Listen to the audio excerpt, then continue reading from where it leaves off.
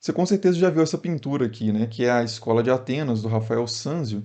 E muitas vezes a gente foca nessa pintura quando a gente está estudando Renascimento, estudando alguns temas do Renascimento também, como a questão da perspectiva, a valorização da cultura antiga, né, greco-romana, e realmente aqui você tem figuras, né, da filosofia antiga. Mas uma coisa que é menos dita, mas é dita de vez em quando, mas é menos dita, sobre essa pintura, é que tem uma figura bem interessante aqui, que não é Platão e Aristóteles, né? Geralmente a gente foca aqui, né? Mas tem essa figura aqui que é muito intrigante, porque segundo algumas pessoas, essa figura que está ampliada aqui, né, seria a única mulher na escola de Atenas, né? O que em si só, por si só, já seria algo bastante interessante. Mas essa história ainda é mais complexa e intrigante do que isso, né? E para entender um pouco dessa história e da presença dessa figura aqui, a gente tem que entender um pouco antes sobre a escola de Atenas propriamente dita, né? Sobre a pintura, também sobre quem poderia ser essa figura, historicamente, e também um pouco sobre iconografia, né? Ou seja, como ler imagens históricas desse tipo, né? Então, começando pela Escola de Atenas, né? A Escola de Atenas é um quadro pintado pelo Rafael Sanzio, um artista renascentista, né, italiano, entre 1509 e 1511. Esse quadro, na verdade, ele é parte de uma decoração, digamos assim, da sala da biblioteca privada do Papa Júlio II, no Vaticano. O Papa Júlio II encomendou esses afrescos, né, essas pinturas para serem feitas nas paredes ali da sua biblioteca particular, né, que não é a biblioteca do Vaticano, é a biblioteca particular do Júlio II. E ela. Então você tem a escola de Atenas em uma parede, dá para ver até a porta aqui embaixo, né? Você tem essa pintura numa parede, em outra parede você tem o, outra, outra, outro afresco que é a disputa do sacramento, e em outra parede você tem o Parnaso, né? Então cada uma desses afrescos representaria um tema da biblioteca do Papa Júlio II, a filosofia, representado pela Escola de Atenas, a teologia representada pela disputa do sacramento e a literatura clássica, né, a poesia, os épicos, etc. Né? A gente tem Dante aqui, por exemplo, é, representando então a literatura clássica. Mas aí, a pintura que, o afresco, né, ficou mais conhecido mesmo foi a Escola de Atenas, e ela representa, como eu disse, a filosofia. A gente tem aqui então vários filósofos gregos e talvez romanos da antiguidade, né? Filósofos da antiguidade em geral. E aí, como eu disse, alguns desses filósofos a gente consegue identificar com muita clareza, outros nem tanto, como a gente vai ver, e um desses, né, ou uma dessas, essa figura aqui, que segundo muitos dizem é Hipátia de Alexandria, uma filósofa da cidade de Alexandria, no Egito, fundada por Alexandre o Grande, né, daí Alexandria. E a gente não tem nenhuma representação dela antiga, essa é uma representação do século XIX, mas o que importa para a gente aqui é quem Hipátia foi, né?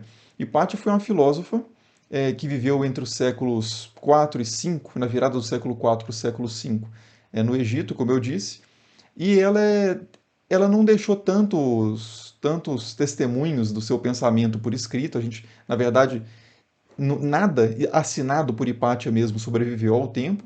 A gente sabe que ela produziu uma versão comentada, uma edição comentada, junto com o pai dela, que era matemático também, o Teão de Alexandria. Eles produziram uma versão comentada do Almagesto de Ptolomeu, que era o tratado mais importante astronômico, né, do período, e também possivelmente produziu alguns comentários a obras matemáticas. É, mas fora isso, a gente não tem realmente muitos testemunhos históricos do que ela pensava, o que ela fez. A gente sabe muito sobre Hipátia no aspecto não da vida dela, mas da morte dela, né? Hipátia morreu de uma forma extremamente trágica. A gente não vai entrar em muitos detalhes nesse vídeo, vai fazer um vídeo depois específico sobre isso. Mas ela morreu de uma forma muito trágica que chocou, desde a antiguidade mesmo, chocou muitas pessoas que escreveram muito sobre esse evento, né? E a memória de Hipátia, de fato, ficou gravada na história, né? Foi mantida, foi guardada por muitos pensadores ao longo da história, inclusive no Renascimento. Então a gente sabe, por exemplo, de pelo menos uma obra que cita Hipátia de Alexandria, né? Que são os Anais Eclesiásticos do Cardeal Barônio. Então realmente era uma personagem que era lembrada ainda nos tempos do Renascimento, né? Então é possível que ela esteja presente na escola de Atenas, né? Uma pintura renascentista. É possível.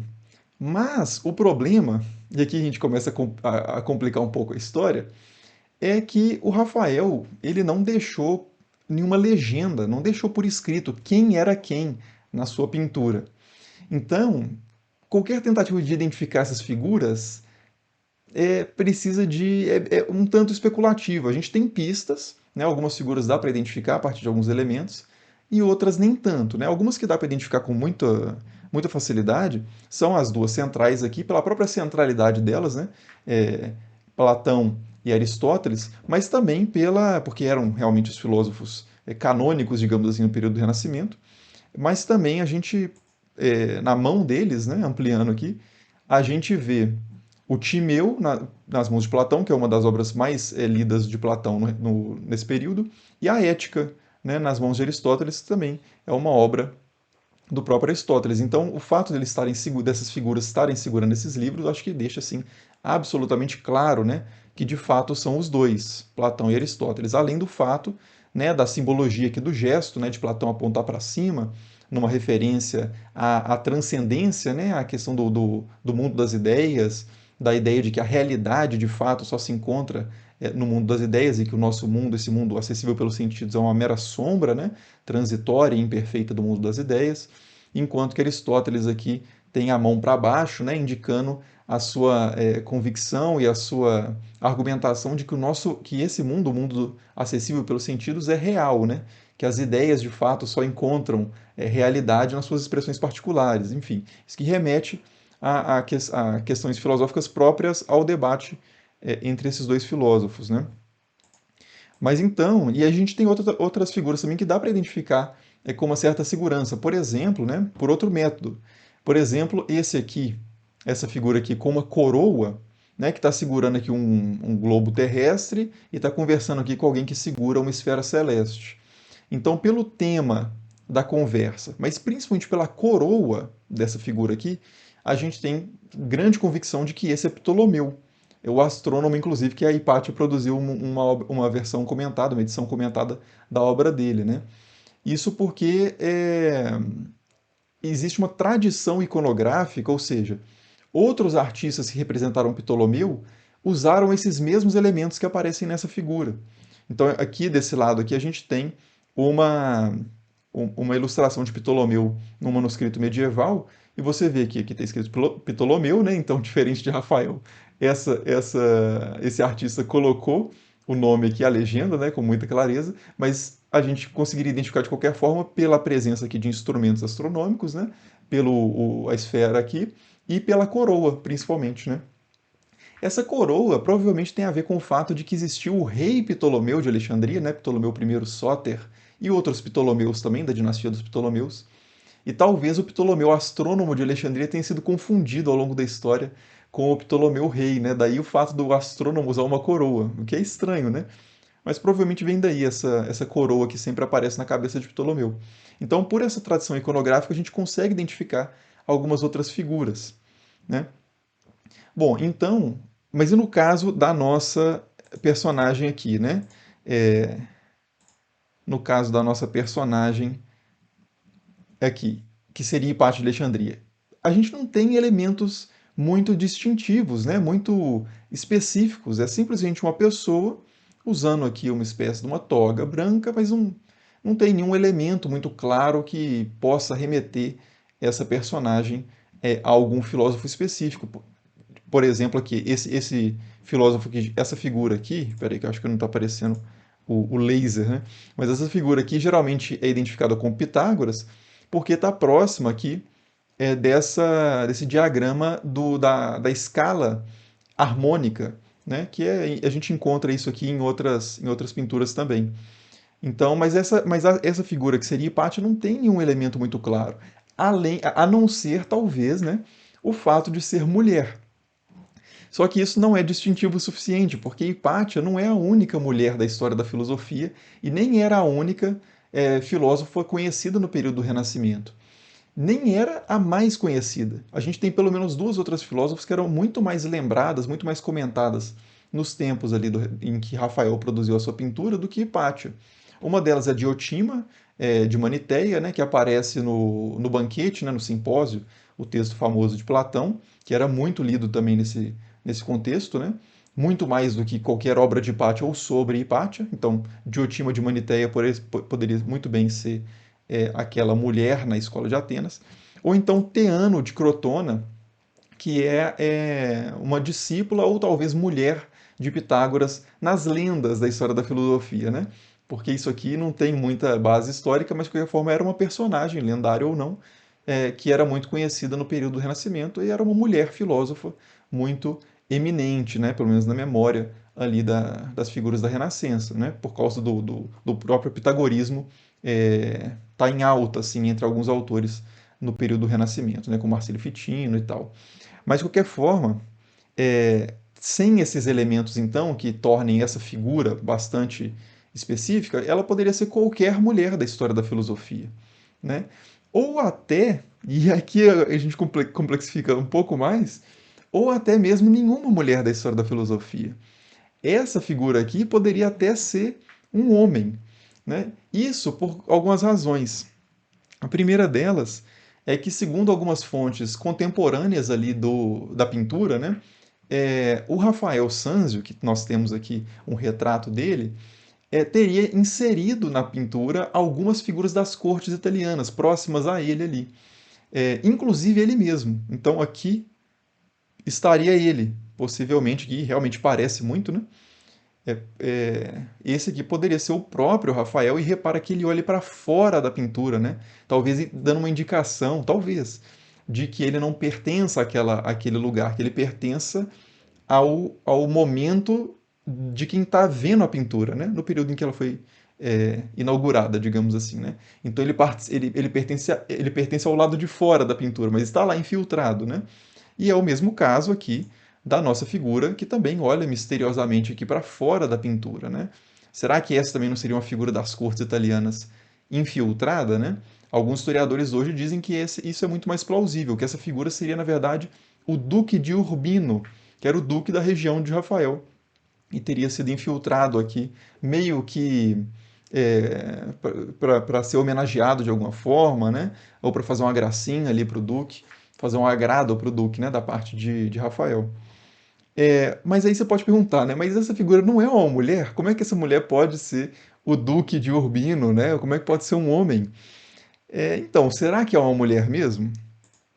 Se a gente voltar aqui na escola de Atenas, a gente vai ver que existem muitas figuras que poderiam também ser, talvez, identificadas como mulheres, né? Essa figura aqui, por exemplo, né? Não sei se está aparecendo o mouse, né? O problema é que se eu clicar no mouse aqui, eu vou perder o zoom. Mas essa figura aqui, embaixo da Hipátia, né? É, ou então, do outro lado da pintura, essas figuras aqui, que estão próximas de Ptolomeu. Não poderiam ser também mulheres? Né? Deixa eu ampliá-la de novo. Então, essa figura de baixo aqui da suposta Hipátia e essas figuras aqui perto do Ptolomeu. A questão é que saber se uma pessoa é mulher ou é simplesmente um jovem nas pinturas renascentistas, seja de Rafael ou de outros artistas, não é uma tarefa muito fácil, né? Os jovens imberbes, né? Os mancebos pintados por esses pintores renascentistas não são tão diferentes assim de mulheres, né?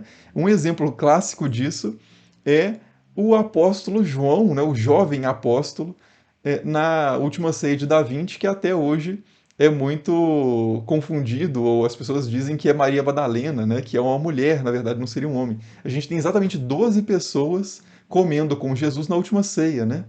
Não seriam os 12 apóstolos? Não parece um tanto óbvio, né? E um deles é um apóstolo que é dito que é o mais jovem de todos, João, né? E justamente é claramente esse mancebo aqui, esse jovem imberbe, mas de fato parece um pouco uma mulher, poderia ser uma mulher, né? É, por questões visuais meramente, né? Mas se você for fazer uma leitura iconográfica dessa pintura, a plausibilidade disso aqui ser de ser Maria Madalena e o apóstolo João estar ausente simplesmente da figura é muito improvável, né? Então, assim, eu não consegui identificar quando que aparece, quando que as pessoas começam a dizer que essa figura é Hipátia de Alexandria, mas parece ser algo bem tardio. E, de fato, hoje em dia, Hipátia de Alexandria é uma figura extremamente conhecida e relevante, né? E relevante. É, em inglês, nas buscas no Google em inglês, Hipátia é a quarta filósofa antiga mais buscada nos mecanismos de busca, né? Sócrates, Platão e Aristóteles são os únicos que estão acima de Hipátia, na curiosidade de Google, né? Em inglês, pelo menos. E a gente teve um filme mais ou menos recente aqui com a Rachel Weisz, né, chamado Ágora, sobre a Hipátia. A Hipátia aparece até nessa série de comédia, né, que é o The Good Place, e também na série Cosmos, um pouco mais antiga do Carl Sagan, né?